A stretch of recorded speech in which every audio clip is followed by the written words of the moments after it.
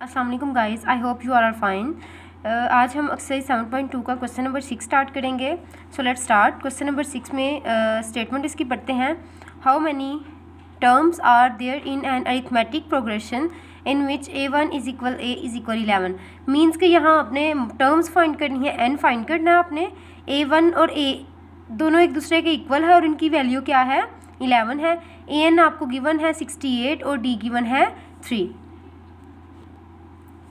So let's start. सबसे पहले हम इसका जो गिवन मटेरियल है वो लिखेंगे। हाउ मेनी टर्म्स, आपने इसमें फाइंड क्या करना है टर्म्स फाइंड करनी है, एन फाइंड करना है किसकी, अरिथमेटिक प्रोग्रेशन की। इन which a1 is equal a is equal 11, ये आपको गिवन है। उसके बाद और गिवन क्या है, an इज इक्वल 68, ये भी गिवन है, एंड d इज इक्वल 3। ये चीज़ें जो हमारे पास गिवन थी और जो हमने फाइंड करना था वो हमने लिख लिया है। अब हम इसका जनरल टर्म, इसकी जनरल टर्म लगाते हैं और इसमें वैल्यूज़ को पुट करते हैं। जनरल टर्म क्या है हमारे पास, an is equal a plus n-1 into D. ये आपके पास क्या आ गई है, जनरल टर्म। अब इसमें वैल्यूज़ को पुट कर लेते हैं। n आपके पास यहाँ क्या है, an उन्होंने गिवन दिया हुआ 68, ठीक है। n हमने फाइंड करना है, इज इक्वल a आपके पास क्या है 11, n-1 इंटू डी की वैल्यू क्या है 3। अब आप क्या करेंगे, 68 एज इट इज़, 11 इधर प्लस है, उधर जा क्या हो जाएगा, माइनस हो जाएगा। इधर जाके माइनस हो जाएगा और इधर हमारे पास क्या बचा, n-1 इंटू 3। हम जैसे पहले क्वेश्चन सॉल्व कर रहे थे उस तरह भी इजी है। अगर आप इस तरह कर ले तो क्वेश्चन शॉर्ट फॉर्म में सॉल्व हो सकता है। 68 में से जब 11 माइनस करें तो आपके पास क्या आंसर आ जाता है, 68 माइनस 11, तो 57 आपके पास इसका आंसर आ जाएगा। n-1 into 3 as it is. अब देखें 3 मल्टीप्लाई हो रहा है, दूसरी साइड पर जाकर क्या हो जाएगा, डिवाइड हो जाएगा, n-1 एज इट इज़, ठीक है। 57 की 3 के साथ कटिंग कर लें या इसको कैलकुलेटर पे रख के डिवाइड कर लें तो आपके पास आंसर आ जाता है 19 इज इक्वल n-1। अब आपने n इधर रहने दें और 19 ये 1 उधर गया तो आपके पास जाकर उधर प्लस हो जाएगा। 19 में जब 1 प्लस करें तो आपके पास क्या आंसर आ जाएगा, 20। तो n की वैल्यू क्या आ गई है, 20 आ गई है। तो यही हम वो ऐसी टर्म फाइंड कर रहे थे, करना चाह रहे थे जो उन्होंने हमें डिमांड किया था, तो हमने उसके अकॉर्डिंग n की वैल्यू 20 फाइंड कर ली है। अब हम क्वेश्चन नंबर 7 स्टार्ट करते हैं। क्वेश्चन नंबर 7 की हेडिंग पढ़ते हैं। Find the 11th term of an arithmetic progression. आपने 11th टर्म इसकी फाइंड आउट करनी है। आपको जो गिवन है सीक्वेंस जो गिवन है 2 - x, 3 - 2x, 4 - 3x up to so on. अब आपने इसकी 11th टर्म फाइंड करनी है। इट्स मीन a11 आपने फाइंड करना है। तो हम लिख लेते हैं a11 आपने फाइंड आउट करना है। ओके, नेक्स्ट हमारे पास क्या गिवन है, 11 गिवन है, तो n टर्म आपके पास n क्या है, आपके पास 11 है। a आपको निकालना आता है, a हम फर्स्ट टर्म को कहते हैं, a इज इक्वल 2 - x। अब d निकालने के लिए हम क्या करते हैं, सेकंड टर्म को फर्स्ट में से माइनस कर देते हैं। तो सेकंड टर्म आपके पास क्या है, 3 - 2x, इसको आप माइनस कर दें फर्स्ट टर्म में से 2 - x। जब आप इसको माइनस करेंगे तो क्या आ जाएगा, 3 - 2x एज इट इज़। जब ब्रैकेट ओपन होगी तो माइनस अंदर वाला साइन दोनों चेंज कर देगा, तो -2 के साथ लग जाएगा -2, minus minus plus x। Okay, अब इनको आपस में प्लस माइनस कर लेते हैं। जब आप 3 को 2 में से माइनस करेंगे तो 1 आ जाएगा।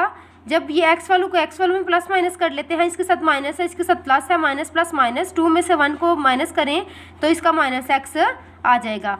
अब आप ये देखें कि आपके पास d का आंसर क्या आया है, 1 - x। d भी आ गया, n भी है, a11 आपने फाइंड करना है और आपके पास a इज इक्वल 2 - तो ये हमने इसकी जनरल टर्म लिख ली है। General term is equal an is equal a plus n-1 into D. Values हमने सबकी निकाल ली हैं। अब 1 बाय 1 इनकी पुट कर लेते हैं।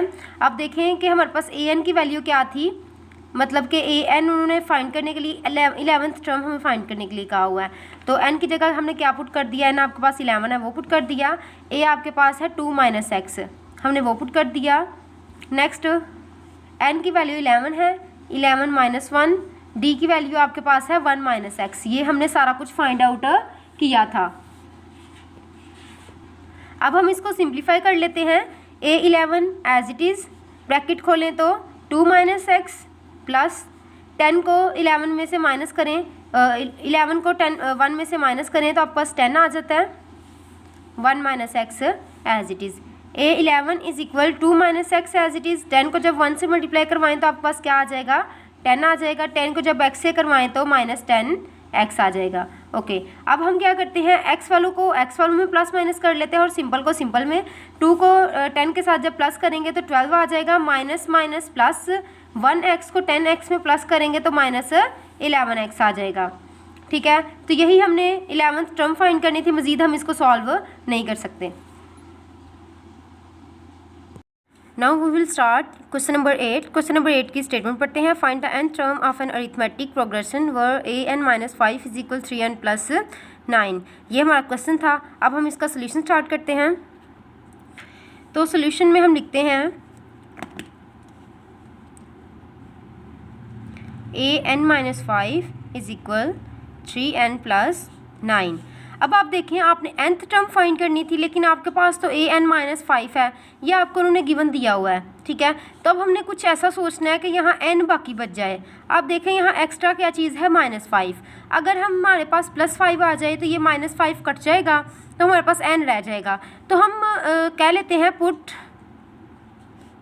n is equal n + 5।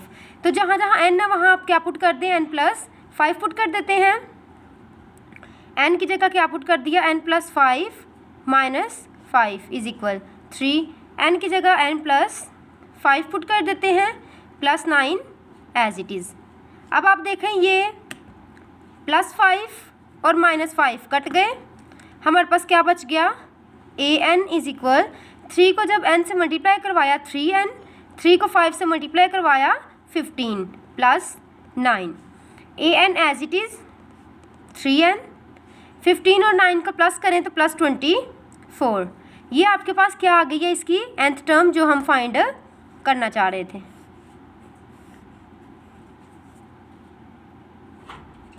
Question number 9 की तरफ आते हैं। क्वेश्चन नंबर 9 की स्टेटमेंट को समझते हैं। Find the nth term of an arithmetic progression.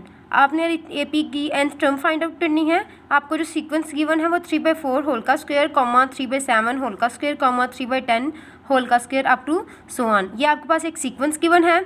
अब देखिए आपने फाइंड क्या करना है, find the nth term means कि आपने an फाइंड करना है। नेक्स्ट, अगर आपके पास कुछ यूँ केस आ जाए कि फ्रैक्शन में हम आपके पास सीक्वेंस मौजूद हो और हमारा न्यूमरेटर सेम हो, मीन्स कि ये ऊपर वाली जो वैल्यूज़ हैं वो सेम हो और डिनोमिनेटर डिफरेंट हो, तो आपने क्या करना है, इनका एक सीक्वेंस बना लेना है। तो क्या सीक्वेंस बनेगा हमारे पास, 4, 7, 10, सो ऑन। ये हमने क्या किया, नीचे वाली वैल्यू का एक सीक्वेंस बना लिया है। अब अरिथमेटिक प्रोग्रेशन की बात हुई है तो अरिथमेटिक टर्म यूज़ होगी, उसका फार्मूला यूज़ होगा। तो इसके लिए हम a निकाल लेते हैं। a आपके पास 4 है। d निकालने के लिए हम क्या करते हैं, सेकंड में से फर्स्ट को माइनस कर देते हैं, 7 - 4। तो 7 में से 4 को माइनस करें तो क्या आ जाएगा, 3। नेक्स्ट हमने जो चीज़ फाइंड करनी है हम ये लिख लेते हैं an। देखें, आपने an फाइंड करना था, a आप लिख चुके हैं और d भी आपने फाइंड आउट कर लिया है। अब हम लगा लेते हैं टर्म फार्मूला, अरिथमेटिक टर्म का फार्मूला हमारे पास क्या है, an is equal a + n-1 into d। अब वैल्यूज़ को पुट करते हैं, an as it is, a की वैल्यू आपके पास क्या है 4 प्लस n की वैल्यू क्या है, हमारे पास n की वैल्यू गिवन नहीं है तो n-1 as it is, d की वैल्यू क्या है 3। an is equal 4 as it is plus, जब 3n के साथ मल्टीप्लाई होगा तो 3n, जब 3 को 1 से मल्टीप्लाई करवाएंगे तो -3। आपके पास ये वैल्यू आ गई है, an इज इक्वल 4 + 3n - 3। 4 को -3 से कर दें, an इज इक्वल, जब +4 और -3 प्लस माइनस 4 को 3 में से माइनस करें तो 1 आ जाएगा, 3n + 1। ये आपके पास क्या आ गया, हमारे पास nth टर्म, हमारे पास ये nth टर्म आई है। अब आप देखें क्वेश्चन जो था हमारे पास इस पैटर्न में था, फ्रैक्शन के पैटर्न में था, लेकिन सवाल आपके पास क्या आया है, सिंपल वैल्यू आई है। तो अब आप इसको आंसर को इसी फॉर्म में लिखेंगे। कैसे लिखेंगे हम, आपके पास क्या आएगा, nth term an is equal, ऊपर 3 न्यूमरेटर में चल रहा था 3/3n प्लस 1 होल का स्क्वायर, ये आपके पास इसकी क्या है, nth टर्म आ गई है। क्वेश्चन नंबर 10 की तरफ आते हैं। क्वेश्चन नंबर 10 में कह रहे हैं if the nth term of an arithmetic progression is 3n-5 find the arithmetic progression. Means के उन्होंने nth टर्म आपको गिवन दे दी हुई है, आपने AP फाइंड करना है। तो उसके लिए जो गिवन है वो हम लिख लेते हैं, an इज इक्वल 3n-5, ये हमने गिवन लिख दिया। अब हमने अरिथमेटिक प्रोग्रेशन फाइंड करना है, मतलब उसकी सीक्वेंस फाइंड करना है, ठीक है। तो सीक्वेंस फाइंड करने के लिए हमारे पास n1, n2, n3 so on, उन्होंने हमें लिमिट नहीं बताई कि आपने सीक्वेंस कहाँ तक फाइंड करना है। तो put n is equal 1, 2, 3, 4 up to so on, ये आप पुट कर देंगे। देन वी गेट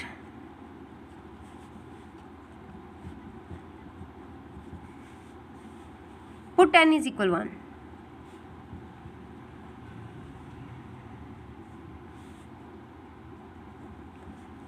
ठीक है, जब n इज इक्वल 1 पुट करेंगे तो क्या आ जाएगा आपके पास, a1 is equal 3 into 1 minus 5, 3 1 time 3 minus 5, 3 में से -5 किए तो आपके पास क्या आंसर आ जाएगा, -2। इफ़ n इज इक्वल 2, अगर n2 पुट करेंगे हम, a2 is equal 3 into 2 minus 5, 3 2 time 6 minus 5, 6 में से 5 को माइनस किए तो 1 आ गया। If n is equal 3, a3 is equal 3 into 3 minus 5 is equal 3 3 time 9 minus 5, 9 में से 5 को माइनस किए तो हमारे पास क्या आ जाएगा, 4। If n is equal 4, a4 is equal 3 into 4 minus 5 is equal 3 4 time 12 minus 5, 12 में से 5 को माइनस करें तो हम उसके पास क्या आ जाएगा, 7। इफ़ n इज इक्वल 5, अगर आप n की जगह 5 पुट करेंगे तो a5 is equal 3 into 5 minus 5, 3 5 time 15 minus 5, 15 में से 5 को माइनस करें तो क्या आ जाता है, 10। इसी तरह आपने आगे आप टू सो ऑन चलती जा रही हैं। तो अब आप क्या लिखेंगे, थस द अरिथमेटिक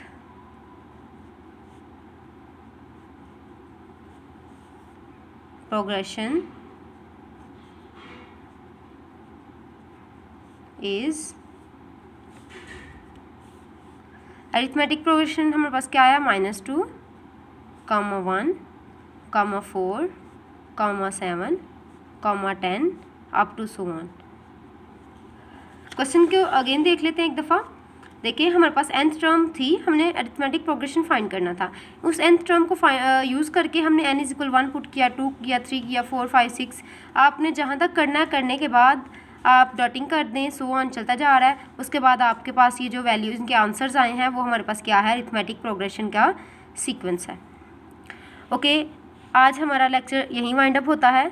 इंशाल्लाह हम नेक्स्ट लेक्चर में एक्सरसाइज 7.3 और उससे पहले जो डेफिनेशंस हैं उनको अंडरस्टैंड करेंगे। टेक केयर, अल्लाह हाफिज़।